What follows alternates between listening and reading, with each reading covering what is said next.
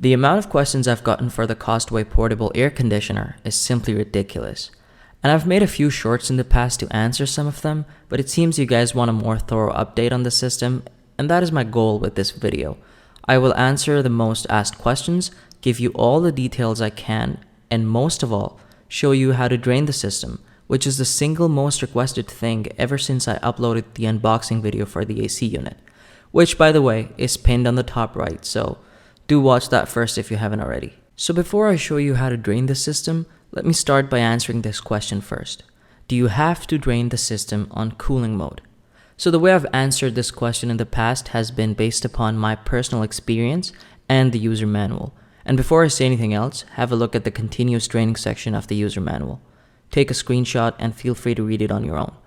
So as per my experience, I never had to drain the system, and I was pretty confident in my answer because, well, first, I never had to drain it myself, and second, the user manual was pretty clear on not having to drain any water if you're using it on cool or fan mode, and if you're not dealing with too much humidity.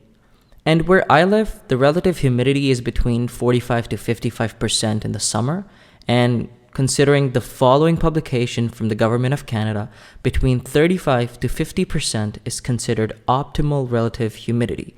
Anything under that is too dry, and anything over that is too wet. So all things considered, I really shouldn't have had to drain out the system. But since we're having this talk, well, fellas, I had to, and a few times at that. So before I bore you anymore, let me show you how to drain the system safely and get it back up and running again. So as you can see here, the system is on, but the fan inside has stopped running, and that is because the water has filled over a certain limit and the unit cannot function anymore. So the system just stops running while being on. So you have to turn it off before you can start draining out the water. And that's the first thing we're gonna do, shut the system off. The manual actually says you should unplug the system, but I'm not gonna do it here. You should, just to be on the safe side. So I don't have any clearance on the back, so I'm gonna take the exhaust hose out. Just slide it over here so I have some room to play with. Now there are two draining points. The first one here and the bottom one over here. The bottom one is actually the one that we're gonna use to drain out the entire system. The one at the top here is actually used for continuous draining function, and I'll tell you more about it as we go along. So after we've turned the system off, we're gonna take the grill out, and you need to find the flattest plate or anything that can collect water. As you can see, it's not flat enough, so I got another one. I thought this would work, but unfortunately, no, even this is not gonna work. So yeah, that would be a problem because it's gonna spill all the water on the carpet and I can't afford that. So here I have a Nike box lying around, so I'm just gonna lift the AC and put it on the box so I have some room to drain out the water. And yeah, this is not really recommended, not the best way to go about this, but at this point, this is the only way that that's gonna work for me. So yeah, with the plate under the draining point, I'm just gonna take out the silicone cap and the water comes out rushing, as you can see here. Now you just have to hold it there before it's emptied out completely. You can tip it over a bit so, you know, the water can make its way a bit easier. And that's it. You just have to hold it there. Like so. And you can see it's not a lot. Yeah, this is about how much water is collected. And I'm just gonna make sure that I'm drying the area with some microfiber cloth. Just wanna make sure it's all dried up before I put it back down. I don't want any water going on the carpet and ruining my carpet. And once you've closed that off, you can set the plate to the side, and I'm gonna take the AC off the box. And here we are with the continuous draining point. So the way you use this is by plugging in your draining hose, inserting it into the continuous draining point, and the other end goes either into a bottle or a bowl, and you leave it there. So the water, every time that it fills up to a certain point, it's going to drain out itself. You don't have to go through the hassle of doing all of this again. So right now, before I unplug the silicone cap, I'm just making sure that I have a plate underneath or anything that collects the water, because before you can get the draining hose plugged in, there's quite a lot of water that spills out, so I don't want any of that to go on the grill or just ruining my carpet. As you can see here, you can lean it a bit as well to make sure that there's no more water just sitting in there. And yeah, it's not as much, but enough to make a mess. So just clean everything thoroughly with a paper towel or a piece of cloth, and that should be good. And once you're done with cleaning, I actually spent quite a lot of time cleaning this just to be safe.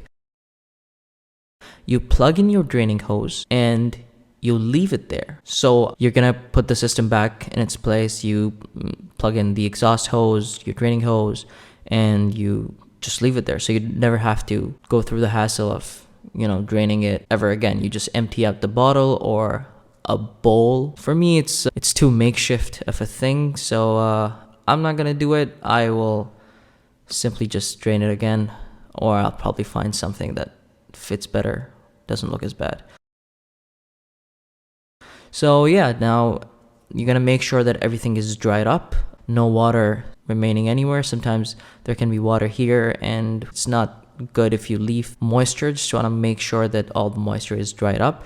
So you're gonna take a piece of cloth, clean it all up, and once that is done, just put the grill back, put the AC unit back in its place, put the exhaust hose back on, like so. And I'm just checking to make sure there's no water on the carpet, because that would be bad. And once all of that is in place, this is what I was telling you about. You can leave the bottle here with the draining hose plugged in, but I don't like the look of that, so I'm just not going to do that for now. And there you go, all done. And just to show you that it's running again, I'm going to turn it on.